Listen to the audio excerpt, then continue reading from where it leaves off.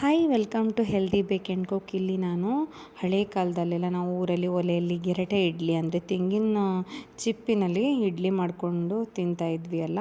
ಅದೊಂಥರ ಹಳೆ ಕಾಲದ ತಿಂಡಿ ಅಂದರೆ ಅದಕ್ಕೊಂದು ಫ್ಲೇವರೇ ಬೇರೆ. ಗೆರಟೆಯಲ್ಲಿ ಹೊಯ್ದಿರೋಂಥ ಇಡ್ಲಿಗಿರೋ ಟೇಸ್ಟೇ ಬೇರೆ. ಸೊ ಹೇಗೆ ಮಾಡೋದು ಅಂತ ನೋಡೋಣ. ಒಂದು ಅರ್ಧ ಕಪ್ ಉದ್ದನ್ನು ನಾನಿಲ್ಲಿ ತೊಳೆದು ನೆನೆ ಹಾಕಿದ್ದೀನಿ. ಅದನ್ನು ಒಂದು 4-5 ಅವರ್ ನೆನೆಸಿ ಮತ್ತು ಅದನ್ನು ರುಬ್ಕೋಬೇಕು. ಅದಾದಮೇಲೆ ಇಡ್ಲಿ ರವೆ ತೊಗೋಬೇಕು. ಒಂದು ಕಾಲು ಕಪ್ ಸಾಕು, ಜಾಸ್ತಿ ಬೇಡ. ಒಂದು ಸ್ವಲ್ಪ ಕಡಿಮೆ ತೊಗೊಂಡು ಅದನ್ನು ಚೆನ್ನಾಗಿ ತೊಳ್ಕೊಬೇಕು ನಾವು ನೀಟಾಗಿ. ಯಾಕಂದರೆ ಧೂಳೆಲ್ಲ ಇರುತ್ತೆ. ಅದನ್ನು ತೊಳೆದು ಒಂದು 5 ನಿಮಿಷ ನೆನೆಸಿ ಮತ್ತು ನಾವೇನು ರುಬ್ಬಿಟ್ಕೊಂಡಿರೋ ಉದ್ದಿನ ಹಿಟ್ಟಿಗೆ ಹಾಕ್ಕೋಬೇಕು.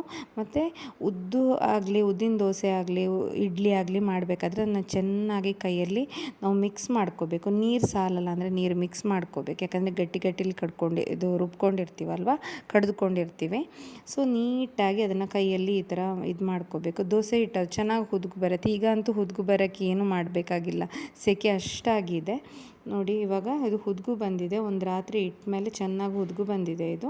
ಸೊ ಇದಕ್ಕೆ ಮರುದಿನ ಬೆಳಗ್ಗೆ ಹುದುಗು ಬಂದ ಮೇಲೆ ಉಪ್ಪು ಹಾಕ್ಕೊಂಡು ನಾವು ಅದನ್ನ ಗೆರಟೆಯಲ್ಲಿ ಇದು ಮಾಡಬೇಕು. ನಾವು ತೆಂಗಿನಕಾಯಿ ಹೆಂಗೂ ಡೈಲಿ ಹೊಡಿತೀವಲ್ವ ಪದಾರ್ಥ ಮಾಡೋದಕ್ಕೆ, ಏನಾದರೂ ಸಾಂಬಾರು ಮಾಡೋದಕ್ಕೆ.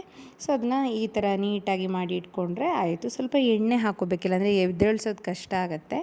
ಸೊ ನಾನಿಲ್ಲಿ 4 ಮಾಡ್ಕೊಳ್ತಾ ಇದ್ದೀನಿ. ಸೊ ಸ್ವಲ್ಪ ಎಣ್ಣೆ ಹಾಕಿ ಅದಕ್ಕೆ ಸ್ವಲ್ಪ ಸ್ಪ್ರೆಡ್ ಮಾಡ್ಕೊತಾ ಇದ್ದೀನಿ.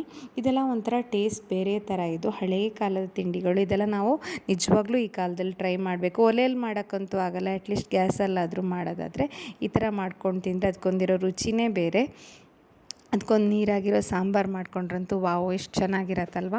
ಈ ಥರ ನೀವು ಒಂದು ಸತಿ ಟ್ರೈ ಮಾಡಿ. ಒಲೆಯಲ್ಲಿ ಮಾಡೋ ಅವಕಾಶ ಇದ್ದರೆ ಖಂಡಿತ ಒಲೆಯಲ್ಲಿ ಮಾಡಿ. ನೀವು ಹಳ್ಳೀಲಿರೋದು ಅಂತ ಆದರೆ.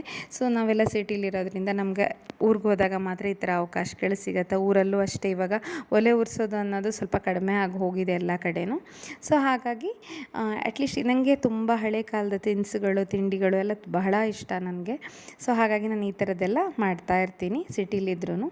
ಇದನ್ನು ಒಂದು 20-25 ನಿಮಿಷ ಬೇಯಿಸ್ಬೇಕು. ಯಾಕಂದರೆ ಗೆರಟೆ ದಪ್ಪ ಇರುತ್ತೆ.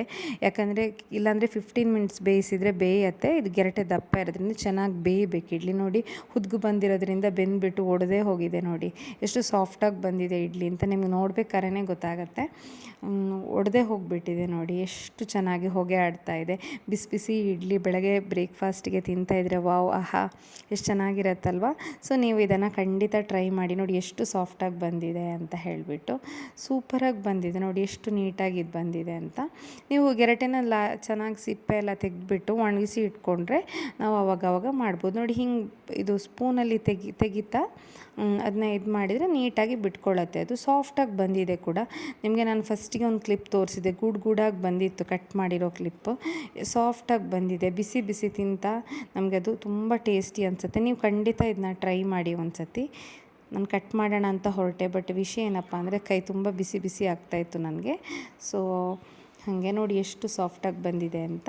ನೀವು ಇದನ್ನ ಖಂಡಿತ ಟ್ರೈ ಮಾಡಿ ನನಗೆ ಹೇಗಾಯಿತು ಅಂತ ಕಮೆಂಟ್ ಸೆಕ್ಷನಲ್ಲಿ ತಿಳಿಸಿ. ಸೊ ಹಾಗಿದ್ರೆ ನೆಕ್ಸ್ಟ್ ತುಂಬ ಸೂಪರ್ ಆಗಿರೋಂಥ ಟ್ರೆಡಿಷ್ನಲ್ ರೆಸಿಪಿ ಅಥವಾ ಯಾವುದಾದ್ರೂ ಇನ್ನೋವೇಟಿವ್ ರೆಸಿಪಿ ಜೊತೆ ಸಿಗ್ತೀನಿ. ಅಲ್ಲಿವರೆಗೂ ಟೇಕ್ ಕೇರ್, ಬಾಯ್.